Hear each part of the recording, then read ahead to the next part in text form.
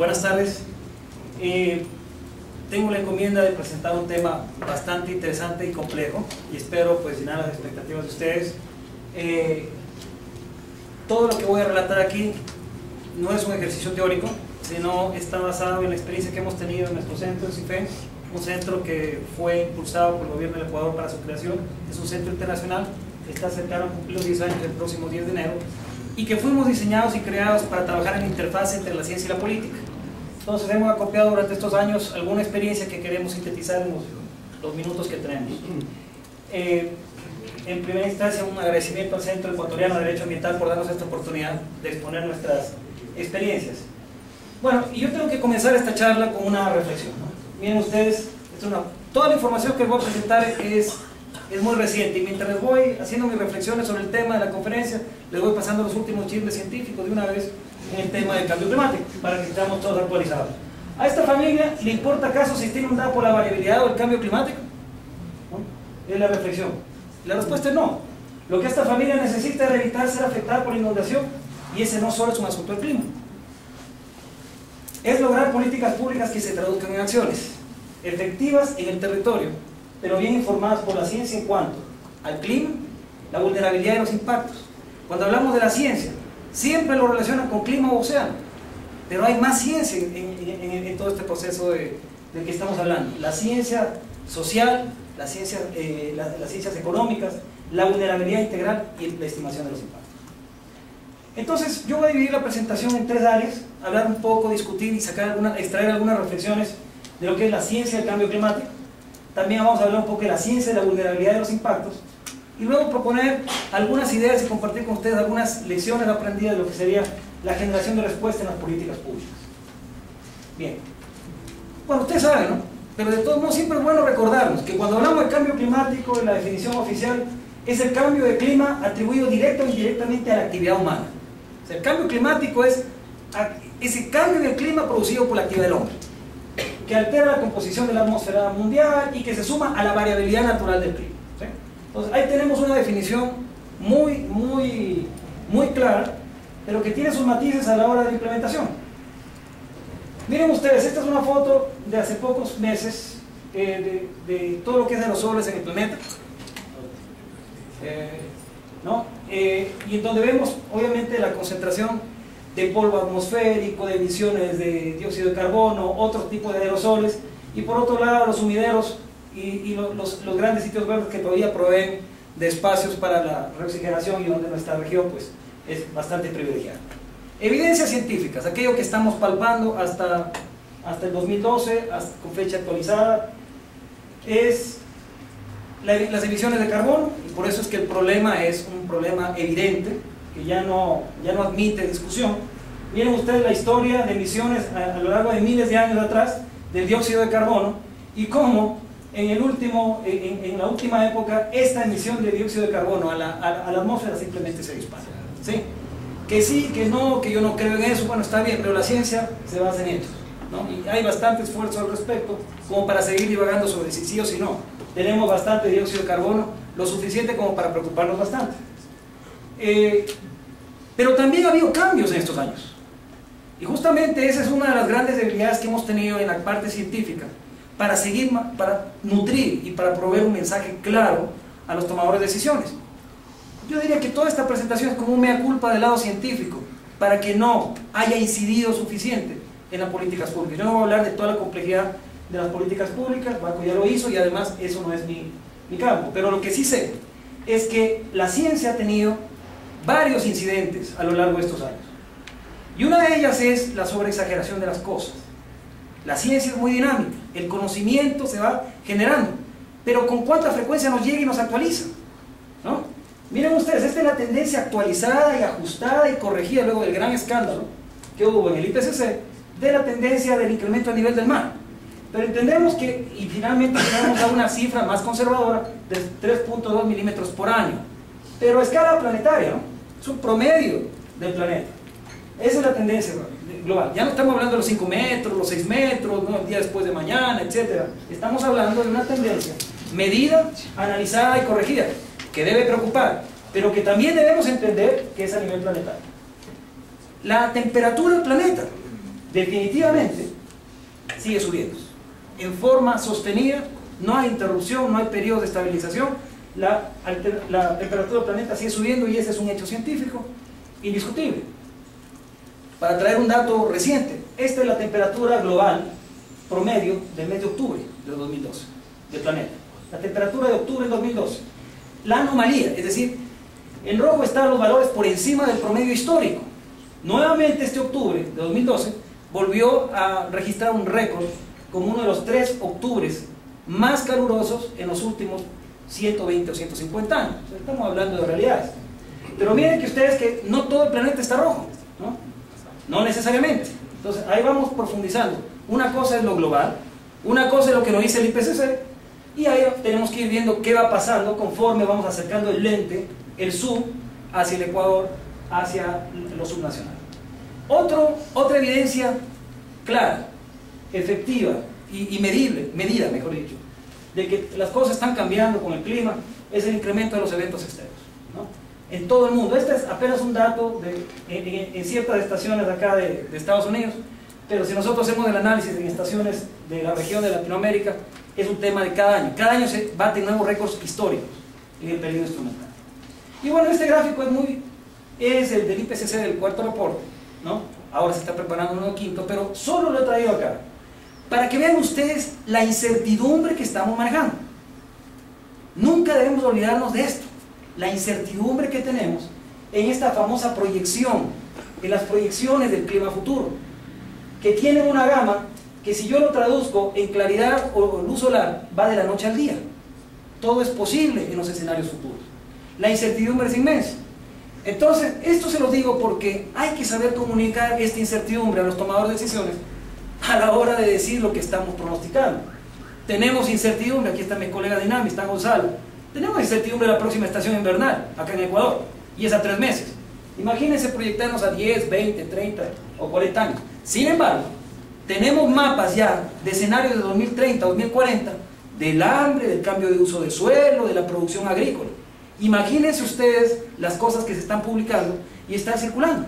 Entonces ahí es cuando la ciencia, así mismo se hace un harakiri, ¿no? Porque comenzamos a especular tanto que llegan publicaciones muy bonitas hablando de cómo va a ser el escenario de cultivo en 2040, cuando esto todavía no lo tenemos claro. La incertidumbre es parte crítica de lo que estamos haciendo. Esto es un extracto del quinto reporte del IPCC del REX, que recién fue liberado, el sumario para tomadores de decisiones. Ese escenario para el 2070-2100. Está bien, desde el punto de vista pragmático, de quienes trabajamos en interfase, de que las cosas se hagan realidad en el territorio. Esto ya cumplió su función. Cumplió su función hace 10 años cuando nos dijo: tenemos un problema. El problema es que el planeta se está calentando. Pero para la toma de acciones, esto ya es un ejercicio alegórico, ¿sí? Porque ningún planificador va a tomar decisiones en base a lo que pase en 2070, 2100. Entonces, esto estuvo bien para levantar la conciencia, pero hoy por hoy tenemos que ser más pragmáticos si queremos realmente obtener una respuesta política. Miren ustedes esto, el clima, y volvemos al ejemplo de la familia que se inundó. A ellos les interesa tener seguridad en su territorio respecto al clima. Miren ustedes en escala de minutos, horas, días, semanas, hasta las centurias o siglos, cómo se incrementa la incertidumbre. Entonces acá trabajamos con escenarios, por acá llegamos con perspectivas, y por acá están los pronósticos, etcétera, etcétera. Tenemos que estar claro que la incertidumbre se incrementa exponencialmente hasta niveles insospechados conforme nos alejamos en el tiempo. Sin embargo, tenemos que tomar decisiones y hay que decidir cosas. Entonces, ahí es cuando nosotros tenemos que comenzar a hacer el zoom. Y ahí está el desafío científico. Porque conforme vamos haciendo el zoom, nos vamos dando cuenta de que ya no todas son las cosas que dice nuestro amigo Al Gore, ¿no? Porque esas son las cosas que nos sirvieron muchísimo a todos hace 10 años. Pero en este momento, para políticas públicas, para un plan nacional de adaptación, etcétera, etcétera, necesitamos cosas de mayor resolución. Y ahí comienzan a aparecer peculiaridades. Mientras el planeta, los océanos del planeta se están calentando, el Pacífico Sudeste, damas y caballeros, se está enfriando. En los últimos 30 años, el Pacífico Sudeste se está enfriando. No sabemos si esto va a ser permanente o si esto va a tener un giro. Pero imagínense ustedes las implicaciones de hacer políticas públicas para el sector pesquero, asumiendo que el mar se calienta, cuando la realidad es que el Pacífico Sudeste se está enfriando. Eso implica que Humboldt nos va a llenar de nutrientes, aguas oxigenadas y pesquerías en los próximos años cuando el planeta se está calentando. Y como no es suficiente el subregional, aquí está un estudio que afortunadamente fue incluido en la segunda comunicación nacional que realizamos en Galápagos, con una reconstrucción de los últimos 55 años, y que ha sido corroborado afortunadamente por investigaciones de otros colegas como, en otros países, en la NOAA, y en donde se corrobora que, por ejemplo, al oeste de las Galápagos tenemos una situación persistente de enfriamiento en el tiempo, ¿sí? Es decir, que aquí en Galápagos el escenario de cambio climático global de calentamiento no se da. Entonces, esto hay que tomarlo en cuenta a la hora de aterrizar en decisiones, medidas de adaptación, porque esta realidad es hecha con la información nuestra, es hecha en el territorio y está muy cercana. Y así van a ir apareciendo más cosas, ¿no? La variabilidad climática, la variabilidad natural del clima, esa que nos da sorpresas todos los inviernos, etcétera, etcétera. Ahí está. Miren cómo se define el clima del Ecuador, ¿no? Con todo esto, actuando de una u otra forma, con un distinto peso, finalmente se define lo que pasa en nuestro territorio. Esa variabilidad climática determina el día a día y genera la mayor cantidad de impactos, eso es una realidad. Y requiere la gestión integral de los riesgos asociados. Eso es presente, eso es hoy. No hay que inventarnos lo que va a pasar en el 2040 para saber lo que nos hace el clima hoy, ¿cierto? Entonces, y ahí tenemos a nuestro amigo, ¿no? El niño, la niña. El niño 82-83, recordemos lo que nos hizo, el 97-98, y a rato sentimos, y lo digo muy honestamente, que la agenda de cambio climático nos ha distraído tanto que ya no se habla del niño. Yo tengo que en cada reunión hacer acuerdo, miren, hay algo que se llama el niño, que nos ha dado tregua en los últimos 10 años, y que en este año, para la comunidad científica global, incluido este servidor, nos ha dado el más grande golpe en cuanto a su comprensión, porque nuestras proyecciones y nuestras predicciones respecto a la ocurrencia del niño en este año fallaron. 100%. 100%.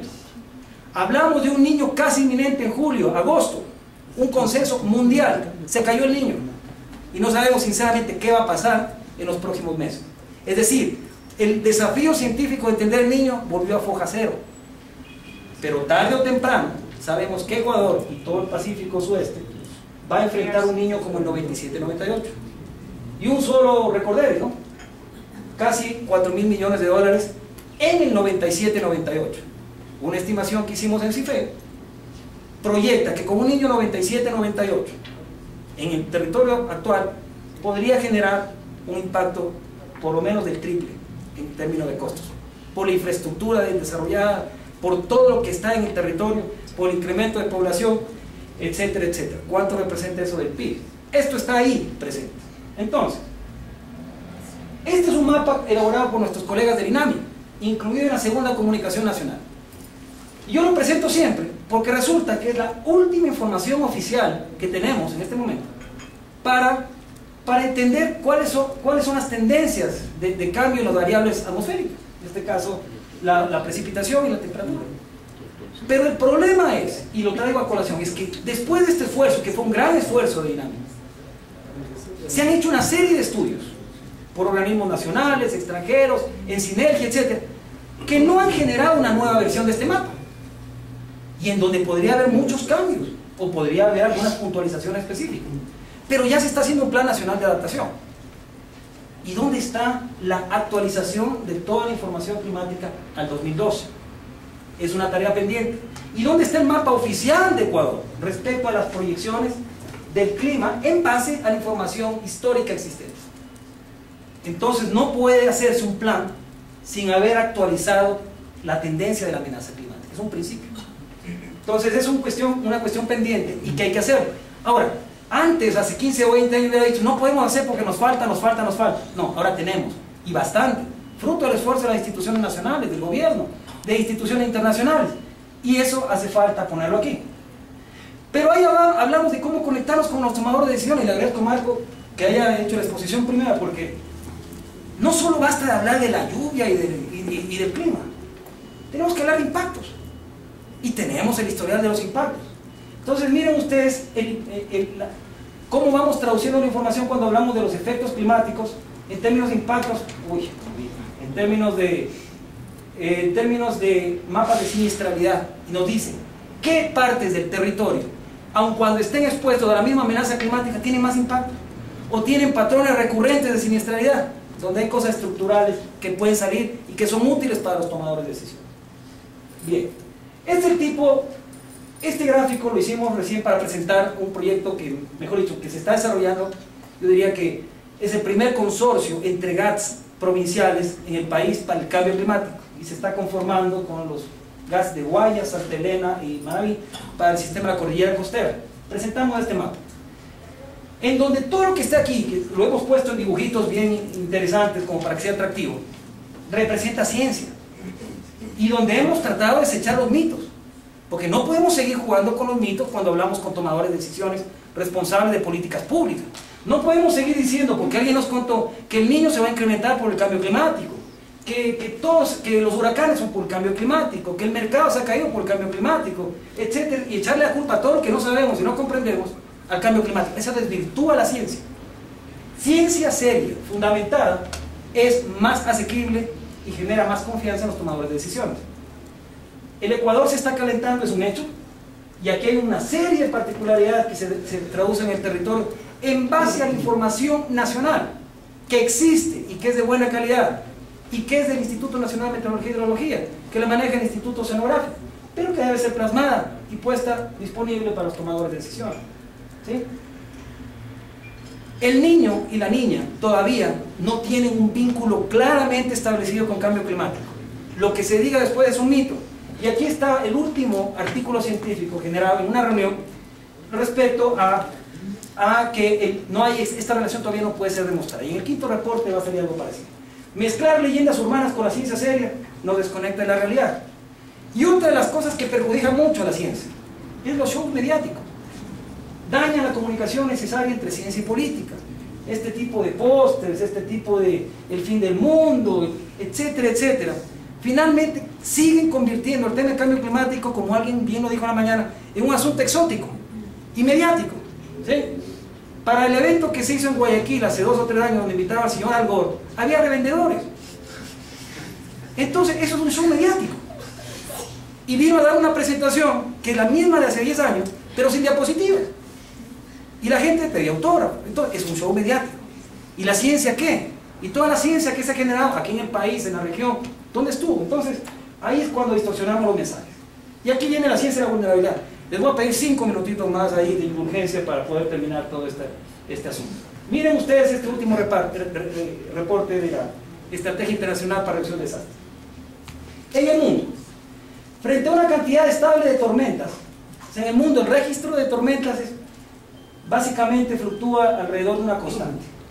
Pero miren ustedes el incremento de las inundaciones, ¿no? O sea, mientras tenemos la misma cantidad de lluvia cayendo y básicamente con la misma frecuencia de tormentas, tenemos más inundaciones. Esto no es clima. Algo está pasando en el receptor de las lluvias. Esto es vulnerabilidad. La ciencia no se puede quedar en tratar de entender al clima. Está bien, entendamos, tenemos trabajo los climatólogos, oceanógrafos, pero también hay un tema que está en el territorio. ¿Y qué es el que nos integra con los tomadores de decisiones? Es el que integra los factores sociales, ambientales y económicos. Entonces viene el tema de la vulnerabilidad. Ustedes tienen la definición aquí, la conocemos muy bien, pero la vulnerabilidad es la componente interna del riesgo climático y consecuentemente aquella que se puede manejar. Mientras más se la conoce y comprende, mejores políticas y acciones se pueden generar. Esta es la variable que podemos manejar. Esta es la variable que podemos reducir con políticas públicas. Y esta es la variable que menos se muestra a los tomadores de decisiones. No basta tener un mapa de lluvias, un mapa de temperatura. Necesitamos comprender la vulnerabilidad. Entonces, yo también me voy a contar cosas, casos e historias que nos dan ánimo para seguir adelante. Este es un desarrollo que le hicimos a la prefectura del Guayas y le estamos terminando, ya terminó y estamos en la siguiente fase. Estamos desarrollando la estrategia provincial del Guayas frente al cambio climático.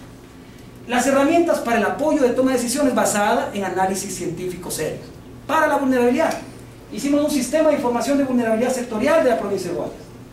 Entonces aquí partimos del marco conceptual que todos conocemos: riesgo, amenaza, vulnerabilidad, capacidad adaptativa de acuerdo al IPCC.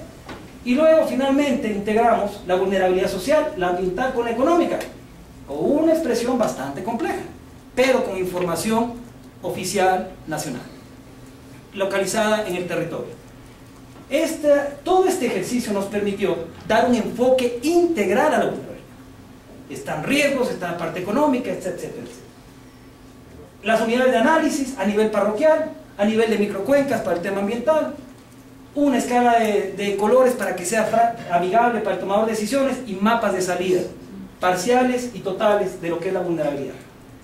Lo interesante, y por eso es que me encanta contar esta historia, es que desarrollamos un sistema de visualización en línea, que no crean que lo hizo la NASA, lo hicimos nosotros. Pero muy sencillo, muy amigable, donde pueden acceder a toda la información. Y esto es público, todo. Los shapes, los mapas, los catálogos, etcétera, etcétera. La metodología. Y esto está en este momento siendo utilizado para el plan de ordenamiento territorial, para el plan operativo de la prefectura y para priorizar sectores de atención. Entonces, es una herramienta que está apoyando la toma de decisiones porque se están tomando decisiones en base a eso. Entonces, finalmente, 3 diapositivas para no atormentarles más. Generando respuesta a las políticas públicas.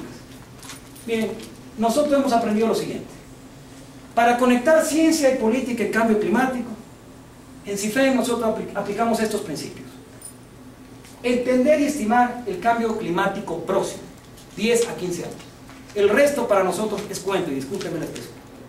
Nosotros nos concentramos en estos 10, 15 años, que son el horizonte del planificador, que son lo que científicamente podemos demostrar en base al análisis histórico de los datos, un poco apoyado en los modelos, pero ese horizonte de 10 a 15 años es algo manejable, con menores niveles de incertidumbre. Privilegiar la información climatológica histórica, los datos de las estaciones compiladas por los institutos nacionales, miden no solo el clima, miden la interacción de clima con suelo, territorio, con población, etcétera, etcétera. Esa interacción tiene una riqueza, ese valor integrado tiene una riqueza impresionante a la hora que queremos entender los patrones de vulnerabilidad y los patrones de amenaza. La gestión de riesgo al clima presente es el primer paso a la adaptación factible. Ahora resulta que con la moda de la adaptación nos queremos olvidar de cosas que ya estaban, ¿no? Y la una es que antes había un concepto de gestión de riesgo. Ahora tenemos que hacer la gestión de riesgo climático al clima presente, y ahí iniciamos lo que ustedes quieran con adaptación. Resulta que ahora estamos hablando de la adaptación en la zona marino-costera. Perdónenme, hace 15 años Ecuador lideraba la mejor aproximación en manejo costero integrado del Pacífico Sudeste. Pero ahora ya no decimos manejo costero integrado, sino que adaptación. Entonces, esta moda en la terminología está echando abajo cosas que ya se estuvieron haciendo. Manejo costero integrado es una herramienta vieja que ha sido probada, y Ecuador lideró por mucho tiempo con el programa de manejo de recursos costeros todo lo que significaba el manejo costero integrado en la etapa más profunda de avance. Entender y estimar la vulnerabilidad en el territorio y su evolución, esto es clave, esto es fundamental, tan o más fundamental que entender la evolución de la amenaza climática. Y ya el IPCC lo entendió así. Antes no querían dar cabida al grupo 2. Hoy por hoy el grupo 2 es el más gravitante en el IPCC, que es el que tiene que ver con vulnerabilidad e impactos en el IPCC. La adaptación al cambio climático es una construcción social. ¿Qué se hace en lo local? Y aquí viene el ámbito de acción, en lo local. Y estamos de acuerdo que hay que hacer políticas públicas de lo nacional, pero las realidades y las diferencias se las dará en lo local. La credibilidad del mensaje científico se logra con ciencia seria, actualizada y aterrizada. Y viene la pregunta. Yo ya no tengo tiempo, hasta con tarjeta roja estoy en este momento.